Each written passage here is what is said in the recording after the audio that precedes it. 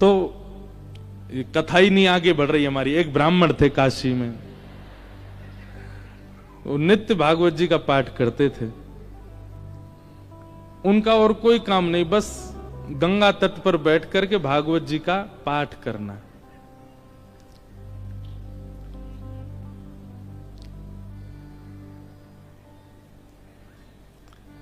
धीमे धीमे उनकी आयु बढ़ने लगी। एक दिन परिवार के सब लोगों ने कहा, भैया ये कोई इनका काम धंधा शुरू करा दो, पूरे दिन पाठ करते रहते हैं भागवत जी का। और पाठ भी किसी व्यक्ति के लिए नहीं, अगर कोई उनको दक्षिणा भी देता था कि पंडित जी हमारे यहां पाठ कर दो, तो उसके यहां पाठ करते थे, वो उसका पाठ, फिर उसके बाद अपना पाठ अलग करते, अपने लिए करते थे। उसके पीछे उनकी कोई कामना नहीं थी, निष्काम भाव से करते थे। नित्य पाठ करते। तो एक दिन घर के लोगों ने सबने कहा कि इनका ब्याह कर दो, ये करते धरते तो कुछ है नहीं, पूरे दिन पाठ में ही लगे रहते हैं, इनका ब्याह कर दो, पत्नी घर आएगी, अकल ठिकाने आ जाएगी। और सब घर के लोगों ने वो ब्राह्मण देवता का ब्याह कर दिया। पत्नी आ गई। कुछ दिन बाद पत्नी को भी पता लगने लगा कि ये कोई काम धंधा नहीं करते हैं, पूरे दिन केवल भागवत जी का पाठ करते हैं। बहुत प्रयास किया, लेकिन उसके बाद वो भी हार गई कि ये करेंगे नहीं, कहीं काम नहीं कर सकते, ये तो भागवत जी में ही लगे रहेंगे। तो आपत्तिकालीन गृहिणी परीक्षा, हमारे शास्त्र आज्ञा करते हैं कि घर में आई हुई आपत्ति के समय घर की गृहिणी की परीक्षा होती है। क्षमा कीजिएगा, घर में आई हुई आपत्ति के समय यदि गृहिणी ही हाथ खड़े कर दे तो फिर आपको ब्रह्मा भी नहीं बचा सकते। लेकिन घर में यदि कोई आपत्ति आ जाए और घर की नारी, घर की गृहिणी यदि वो अपना बल साध ले, वो ना टूटे, वो ना विचलित हो, चिंता मत कीजिएगा, आप उस संकट के सागर से निकल जाओगे। ये वेद प्रमाण है, ये शास्त्र प्रमाण बात है। इसलिए माताएं बहनों को एक बात हम कहें कि पति के ऊपर, बच्चों के ऊपर, परिवार के ऊपर कितने भी संकट आए, बाकी समय आप भले कितने भी आंसू बहाओ, लेकिन घर में आए हुए संकट के समय आप बस थोड़ा सा मजबूत हो जाइए, आपकी मजबूती से पूरा घर संभल जाएगा।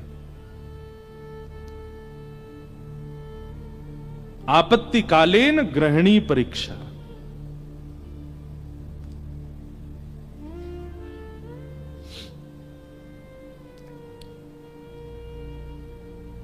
पत्नी ने सोचा कि ये तो कुछ करते नहीं है, आगे हमारा वंश बढ़ेगा, बच्चे होंगे, कैसे चलेगा परिवार। तो फिर उनकी ब्राह्मण देवता की पत्नी ने आज्ञा ली, बोले आपकी आज्ञा हो तो मैं कुछ करूं कार्य, देवी तुमको जैसा अच्छा लगे। भोजन बनाना बहुत अच्छा जानती थी, 3-4 घरों में उन्होंने काम ले लिया और वो जाती भोजन बनाती और उससे जो वेतन मिलता उसी से घर चलता था ब्राह्मण का। ब्राह्मण और प्रसन्न हो गए, बोले और बढ़िया, वो और कुछ नहीं करना पड़ेगा, भागवत जी में लगे रहो, पाठ करते रहो। अब इसमें कई लोग ब्राह्मण को कहीं आलसी मत समझिएगा, ये बहुत बहुत बड़ी बात हम आपको बताएंगे, वो अंत में उसका निचोड़ निकल के आएगा। 2-3 बालक भी उनके हो गए, चल रहा था घर।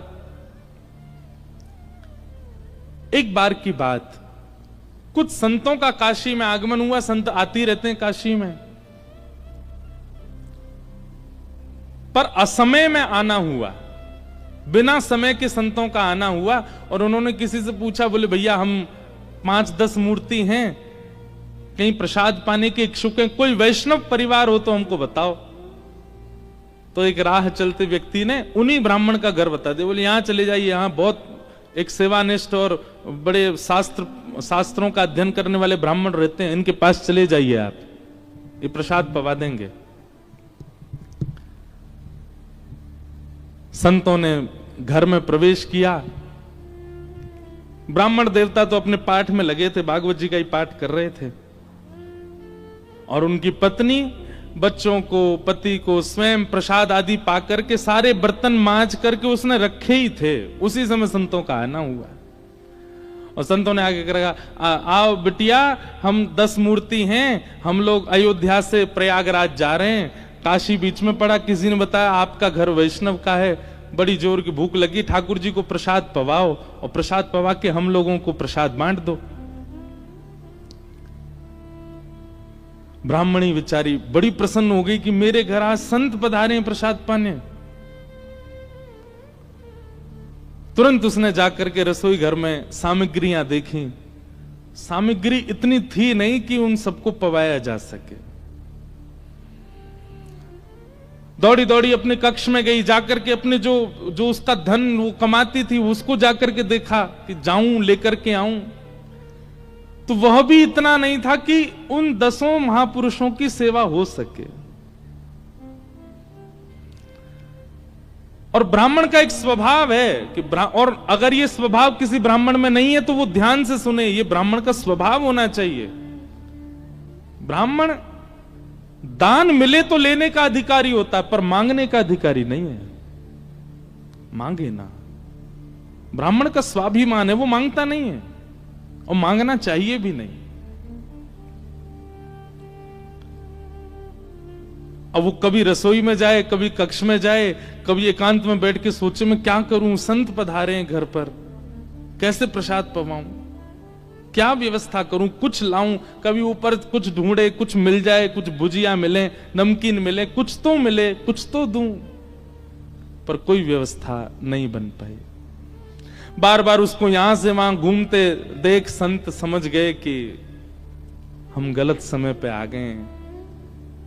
मुखमंडल बता देता है कई बार। और वे सब संत अपने अपने आसन लेके उठ गए, चिमटा कमंडल लेकर के, बिटिया सुनो सुनो सुनो सुनो, हमको ना प्रयाग पहुंचना है, विलंब हो रहा है, फिर आएंगे, अपना ही घर है, क्या दिक्कत है, तुम आराम करो, हाँ हम जाते हैं। और उस ब्राह्मणी के मन में वही आ रहा था, जब ये कक्ष मेरे घर में घुसे, इन्होंने घुसते ही क्या कहा था कि हम बहुत भूखे हैं, ठाकुर जी को भोग लगा के प्रसाद पवा, और ये भूखे ही जा रहे हैं और मैं कुछ नहीं कर पा रही। नेत्र सजल हो गए उसके, अत्यंत पीड़ा में आ गई। आज तक तो अपने पति से कुछ कहा नहीं था, पर आज कक्ष में प्रवेश करके ताम्रवर्ण आंखों का हो रहा था और बस चिल्लाने लगी, बोले तुमसे ब्याह किया मैंने, आपने जैसे चाहा वैसे रही मैं, आप नहीं करते कुछ तो घर घर जाके प्रसाद बना करके घर चलाती हूं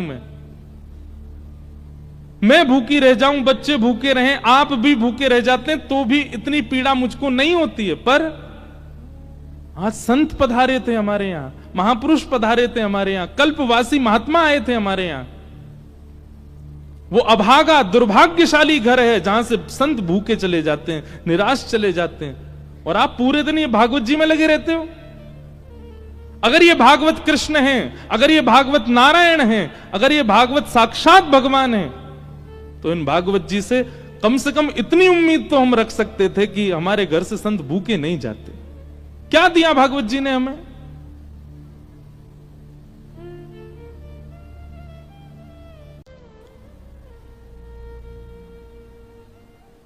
ब्राह्मण बोले, देखो तुम मुझे कुछ भी कह लो, पर तुम जानती नहीं हो ये साक्षात कृष्ण हैं। मैं क्यों बचपन से आज तक भागवत जी के उन्हीं 18,000 श्लोकों का मुझे कृष्ण दिखते हैं, मुझे लीला दिखती है, मुझे शामा शाम का नित्य विहार दिखता है भागवत जी में, इनके विषय में कुछ मत कहो। ब्राह्मणी को और गुस्सा आ गया, भागवत जी की पोथी उठा करके और ब्राह्मण की गोद में पटक दी। बोले सुनिए, ये उठाइए भागवत जी और निकलिए, मैं अपना घर चला लूंगी, अपने बच्चों को पाल लूंगी, आप जिस समय भागवत जी को त्यागने का संकल्प ले लें तब लौट करके आइएगा।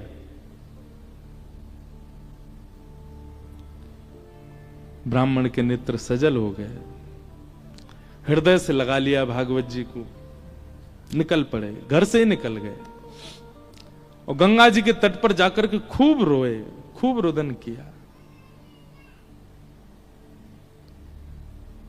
हे भागवत महापुराण, हे साक्षात शब्द में कृष्ण, मेरी अभागा पत्नी है, वो आपके रूप स्वरूप को भी पहचानती नहीं है, पर हे करुणा निधान, आप कृपा करो। मैं कहूंगा भी तो भी वो अध्ययन नहीं करेगी, तो भी वो मुझसे कभी कथा नहीं सुनेगी, पर आप कृपा कीजिए और मेरी गृहिणी को अपने रूप का दर्शन करा दीजिए।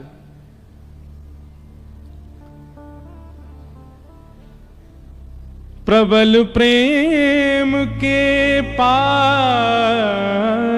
पड़कर हरि को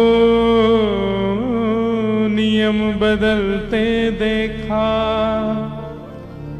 अपना मान टले टल जाए, पर भक्त का मान न टलते देखा। हमारे ब्रज के श्री बिंदु जी महाराज, उनका ये भाव है, प्रबल प्रेम के पाले पड़कर हरि को नियम बदलते देखा, अपना मान टले टल जाए, पर भक्त का मान न टलते देखा।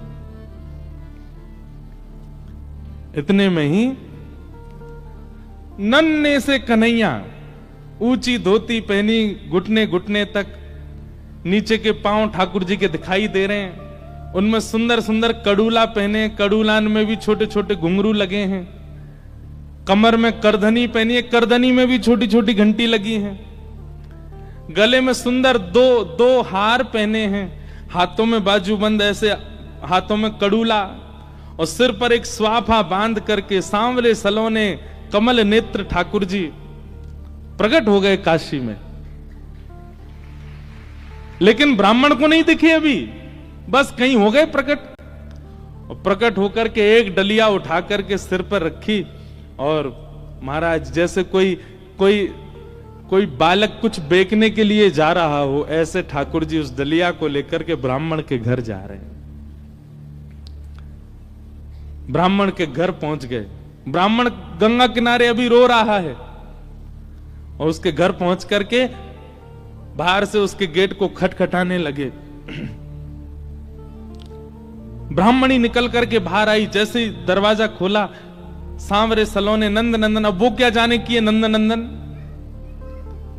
बस उसको तो ये दिख रहा था कोई किसी मैया का सुंदर सा बालक है, श्रृंगार करके डोल रहा गली में।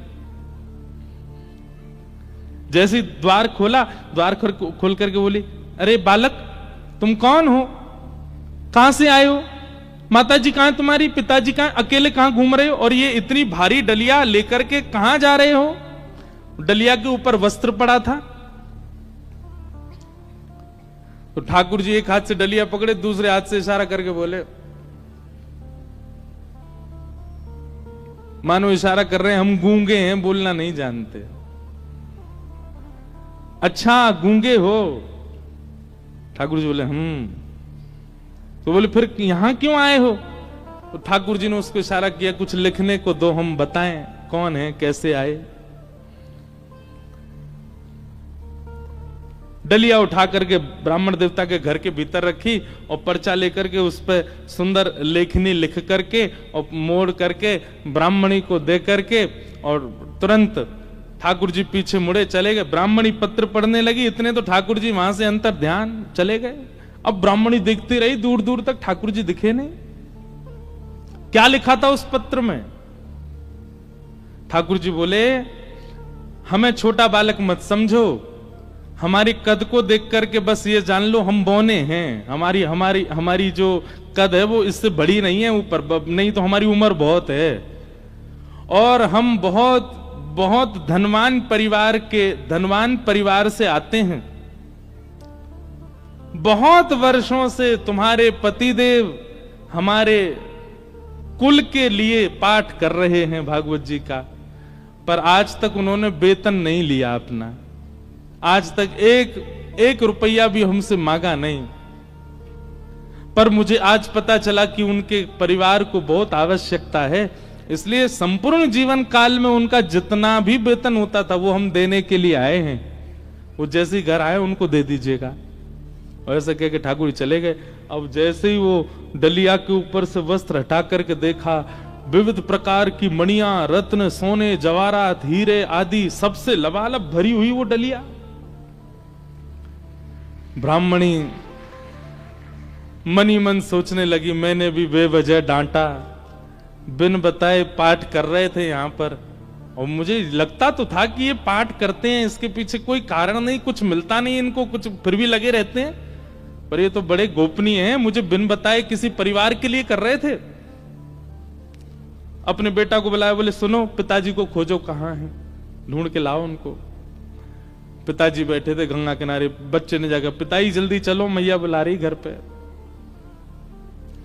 शाम हो गई, लौट करके ब्राह्मण आए, बड़े उदास हताश हृदय से भागवत जी लगी हैं। जैसे ही घर आए, आज घर का स्वरूप ही बदल रहा था, बढ़िया सुंदर दिए जल रहे हैं बाहर।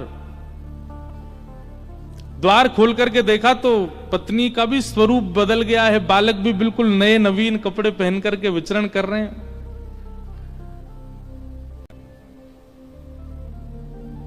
जैसी पतिदेव को आते देखा, ब्राह्मणी ने तुरंत आरती की, जल आदि छिड़काव करने लगी, खूब बलियां लेने लगी। पतिदेव बोले, ब्याह के बाद पहली बार इतना हमारा पूजन हुआ है, ऐसा क्या हो गया जो इतना पूज रही हैं हमको? देवी, ये घर की रौनक हमको डांटने से, फटकारने से घर की रौनक बढ़ गई तुम्हारी? रोज ही डांट दिया करो हमको। ऐसा क्या हो गया जो आज इतना सब कुछ मंगल, बच्चे नए वस्त्र पहन के घूम रहे हैं, आप बढ़िया साड़ी पहन के, ये कहां से इतना सब कुछ आया? हाथ पकड़ के बोली, आज तुम्हारी चोरी पकड़ी गई है ना, वहीं से मिला है ये सब कुछ। ब्राह्मण देवता बोले, मेरी कौन सी चोरी? बोले चलो दिखाती हूं। भीतर जाके कक्ष में बिस्तर पर ही सब रत्न पड़े थे। ब्राह्मण बोले, देवी ये कहां से आया इतना सब कुछ? बोले, कहां से आया, ज्यादा चतुर मत बनिए, आपका गूंगा मालिक आया था। ब्राह्मण देवता बोले, गूंगा मालिक? मेरा गूंगा मालिक कौन? बोले, बहुत छोटा सा था, पीली पीली धोती पहनी थी उसने, ऐसी सुंदर स्वापा सिर पर बांध रखा था, ऐसे गदमदरा से उसके हाथ मोटे मोटे से, और इतने सुंदर उसका मुखमंडल, गाल बिल्कुल गुलाबी, आंखें बिल्कुल ऐसे कटाक्ष जैसी, और क्या सुंदर।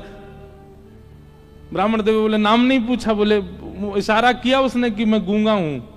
वो तुमको कैसे पता फिर मेरा? बोले, वो लिख के देके गया। बोले, कहां लिखा है, दिखाओ। जैसे ही पृष्ठ पत्र वो उनके ब्राह्मण के हाथ में दिया, अक्षर सब अंतर ध्यान हो चुके थे। देवी, यहां तो कुछ भी नहीं लिखा है। ब्राह्मणी बोली, दिखाओ। ब्राह्मणी ने देखा तो वहां कुछ भी नहीं था। ब्राह्मणी ब्राह्मण को देखे, ब्राह्मण ब्राह्मणी को देखे, बोले, ये हुआ क्या है? ब्राह्मण ने कहा, सही से बताओ, रूप कैसा था? बोले, श्याम वर्ण था, कमल नेत्र थे, अधर बड़े मधुर थे, हस्तकमल और सर्वांगीण अंग ऐसा था कि मैं अभी तक भी उस छवि को भूल नहीं पा रही हूं। एक अद्भुत सी सुगंधी आ रही थी जब वे आए थे घर पर, और बहुत देर तक तो मैं उनके रूप का ही चिंतन करती रही। ब्राह्मण देव ज्यों ज्यों रूप का वर्णन सुने, त्यों त्यों नेत्रों से आंसू गिरते जाएं। तुरंत भागवत जी को खोला और खोल करके दसम स्कंद के वेणु गीत के श्लोक को उद्धृत करना प्रारंभ किया, और पत्नी से कहा, मैं एक श्लोक की व्याख्या करूंगा, बताना ऐसा ही रूप था क्या? कि वरहा पीड़म नटवर वपु कर्णयो कर्णकारम विभ्रदवासः कनक कपिसं वै जयन्तीं च माला रंध्रान् वेणुअधर सुधया पूरयन् गोप वृंदै वृंदारण्यं स्वपदरमणं प्राविशद गीत कीर्ति। उन्होंने एक ही कान में कुंडल पहना था, एक ही कान में कन्नेर का पुष्प लगा था। ब्राह्मणी बोली, हां हां, एक कान में कन्नेर का पुष्प था, गले में 2 स्वर्ण की माल और उसके साथ एक वैजंती माला थी। ब्राह्मणी बोली हाँ, उनके गले में वैजंती माला भी थी, पीतांबरी ऐसी चमक रही थी मानो सूर्य को भी लज्जा हो जाए। बोले हाँ, ऐसी ही उनकी पीतांबरी थी। नेत्र बंद हो रहे हैं और खुल रहे हैं, ये बंद होना खुलना, इसमें ऐसा लगता था कि मानो जैसे हम कहीं खो जाएंगे, हम कहीं डूब जाएंगे इनके रूप माधुरी में। बोले हाँ, ऐसा ही रूप था। ब्राह्मण तुरंत चरणों में गिर गए। देवी वो कोई और नहीं, साक्षात योगेश्वर कृष्ण आए थे, साक्षात वृंदावन चंद श्री ठाकुर जी आए थे। और वे तुमसे कह के गए कि मैंने बाल्यकाल से उनके घर के लिए पाठ किया। वो इसलिए कह के गए क्योंकि मैंने पाठ निष्काम भाव से किया, आज तक किसी कामना से नहीं किया। और निष्काम पाठ, निष्काम सेवा ठाकुर जी की लगती है, वो ठाकुर जी की ही हो जाती है। मेरे जीवन भर का पाठ का जो भी मूल्य होना चाहिए था, वो मूल्य देने के लिए ठाकुर जी आए थे। जगत मजूरी देत है, क्यों राखे भगवान। ठाकुर जी भी मजदूरी देते हैं सबकी, जो जैसी सेवा करता वैसी मजदूरी मिलती है उसको।